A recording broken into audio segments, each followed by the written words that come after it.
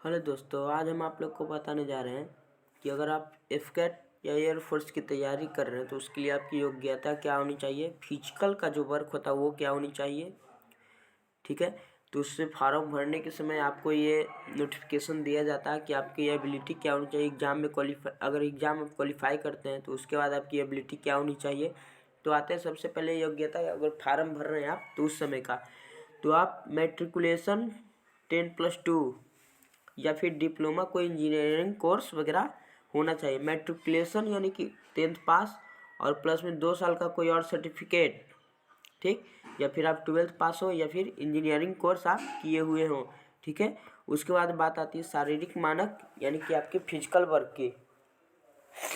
तो आपकी हाइट होनी चाहिए 152.5 सेंटीमीटर, या फिर इसको अगर कह दें तो 153 सेंटीमीटर न्यूनतम मिनिमम हाइट जो आपका होना चाहिए 153 सेंटीमीटर, और उसके साथ वजन और ऊंचाई के अनुपात में होनी चाहिए कि ना कि शरीर के अनुसार ही वजन का अनुपात रेशियो होना चाहिए। ठीक है, और छाती जो है 77 सेंटीमीटर, छाती का विस्तार कम से कम 5 सेंटीमीटर फूलना चाहिए। 5 सेंटीमीटर छाती आपकी फूलनी चाहिए। जब आपको सांस रोकने के लिए कहेगा और कहेगा कि चेस्ट को आप फुलाओ, तो आपकी चेस्ट कम से कम 5 सेंटीमीटर फूलना चाहिए। और श्वसन का दर जो होता है, श्रवण यानी सुनने की जो क्षमता होती है, 6 मीटर की दूरी से फुसफुसाहट सुनने की क्षमता होनी चाहिए। मतलब कि मात्र इतना आपको इतना कम बोलेगा कि जिस तरह से आप कभी सुने होंगे महिलाएं, एक महिला दूसरे महिला के कानों में शिकायत करती है और फुसफुसाहट की आवाज़ से ही समझ जाती है कि वो क्या कर रहे हैं। बस उसी तरह से आपको बस सुनना है कि 6 मीटर की दूरी पे आपको कुछ बोलेगा, हल्का फुसफुसा के आपको गेस करना है कि वो क्या बोला है। ऐसे आपको प्रैक्टिस करनी होती है, तो इससे सुनने की क्षमता भी बढ़ती है। चिकित्सकीय फिजिकल मेडिकल में क्या लेगा, मसूड़े आपके स्वस्थ होने चाहिए, ना कहीं कीड़ा वगैरह हो, ना कहीं कुछ। अगर आप मेडिकल देने जाते हैं तो आपके दांत स्वस्थ होने चाहिए, साफ होने चाहिए, दांतों का अच्छा सेट और न्यूनतम 14 दांत बिंदु होनी चाहिए, 14 दंत बिंदु होनी चाहिए। अधिक जानकारी के लिए अधिसूचना देखें, और या फिर इसका एफकेट या एयरफोर्स का नोटिफिकेशन आपको गूगल पर दिया जाएगा, उसको भी आप देख सकते। दृश्य तीक्ष्णता भी 6/12, यानी कि कहने का अर्थ हुआ कि आप अगर 6 मीटर की दूरी से देख रहे हैं तो कोई अगला व्यक्ति 12 मीटर की दूरी से देख रहा है, कम से कम इतना गैप होना चाहिए। और आपकी आंखें 6/6 होनी चाहिए। 6/6 होने का मतलब ये नहीं कि आपकी आंखें बिल्कुल स्वस्थ है।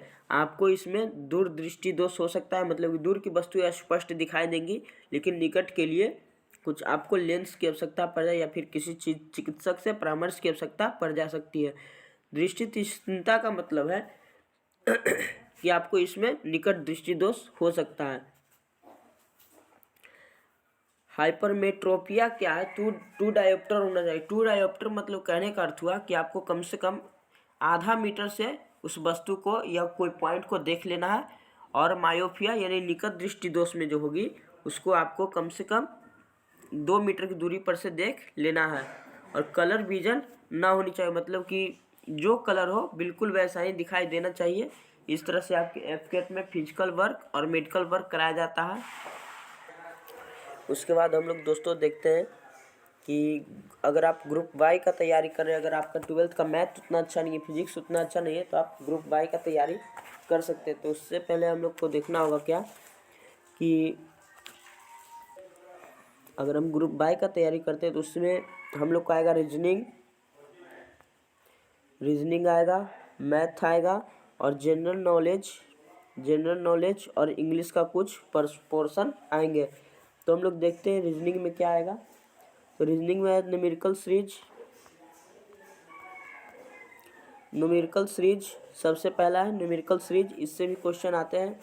Distance and direction sense test, मतलब कि दे देगा आपको कि कोई व्यक्ति 5 किलोमीटर उत्तर गया, फिर वहाँ से राइट 5 किलोमीटर मुड़ा, फिर 3 किलोमीटर दाएं मुड़ा, फिर वह पीछे की ओर 2 किलोमीटर आया। तो इस तरह से कर देगा, उसका दूरी कितना दूरी तय किया और वह प्रारंभिक बिंदु से किस दिशा में है। इस तरह से क्वेश्चन आपसे पूछेगा।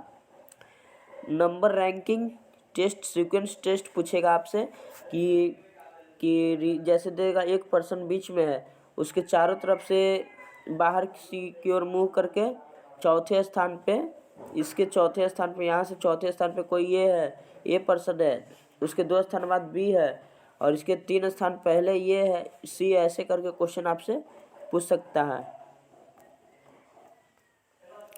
उसके बाद ह्यूमन रिलेशन यानी blood relation, coding decoding, ABCD का अल्फ़ाबेटिकल होता है। ऑड मैन आउट यानी कि किसी एक को ऐसा चुनना होगा जो बिल्कुल अलग है।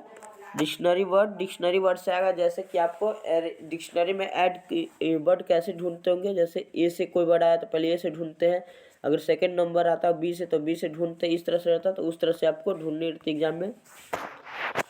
उसके बाद नॉन वर्बल रीजनिंग और नंबर कोडिंग और नंबर पजल। ठीक, तो रीजनिंग का पोर्शन देख लिए हम लोग। उसके बाद देखते हैं मैथ, रेशियो एंड प्रोपोर्शन से आएगा, एवरेज से आता है, एचसीएफ एलसीएम से आता है, प्रॉफिट लॉस परसेंटेज, और फिर प्रॉफिट लॉस परसेंटेज और एसआईसीआई का पोर्शन जो होता है, एसआईसीआई का पोर्शन, ये तीनों रेशियो के पोर्शन में ही आ जाते हैं, ये तीनों रेशियो के पोर्शन में ही आ जाते हैं। उसके बाद distance, time, speed, simplification, fraction भी रेशियो का ही पोर्शन है। सिलेंडर कोन स्फीयर, ये मेंसुरेशन का, ये जितना सारा है ये सब मेंसुरेशन का पोर्शन है, मेंसुरेशन भी पढ़ना है। जनरल मैथ होगा उसमें।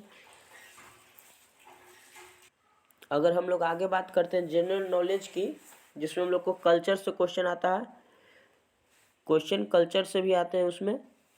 उसके बाद देखते हैं जनरल साइंस, जो 1 लाइनर क्वेश्चन होता है, जो जीएस में पढ़ते हैं, वो सिविक्स, ज्योग्राफी, करंट इवेंट, जो वर्तमान में जो घटना घट रही, जैसे अभी भारत के प्रधानमंत्री किस देश के दौरे पे गए हुए हैं, वहाँ किस मकसद से गए, इस तरह से क्वेश्चन उसमें से पूछ सकता है। या हाल में किन्हें नोबेल पुरस्कार या किसी भी तरह का पुरस्कार मिला हो, किस क्रिकेटर को क्या मिला हो, इस तरह के क्वेश्चन उसमें पूछ सकते हैं। बेसिक कंप्यूटर कोर्स कॉन्सेप्ट होना चाहिए आपके पास। उसके बाद शॉर्ट पैसेज, एक पैसेज आपको दे देगा, उसमें से क्वेश्चन जज करेगा और पूछेगा किस क्वेश्चन का आंसर इस पैसेज में से ही हमको देना है। तो पैसेज की बात हो गई। फिर ग्रामेटिकली पोर्शन आएगा, सेंटेंस से आएगा, नाउन से आएगा और वर्ब से आएगा। उसका एरर आएगा, कंप्रिहेंशन आएगा। ठीक, ग्रामर सेकंड पोर्शन से क्या, डिटरमाइंस, प्रीपोजिशन आएगा, ऑन, अप, ऑन, इन सभी प्रीपोजिशन का यूज करना, adjective, adverb, conjunction, modal verb, इन सभी का प्रयोग करना आएगा। नाउन प्रोनाउन भी आएगा। ये सारे क्वेश्चन इस तरह के टाइप बताया जा रहा है कि ये चैप्टर से क्वेश्चन आते हैं।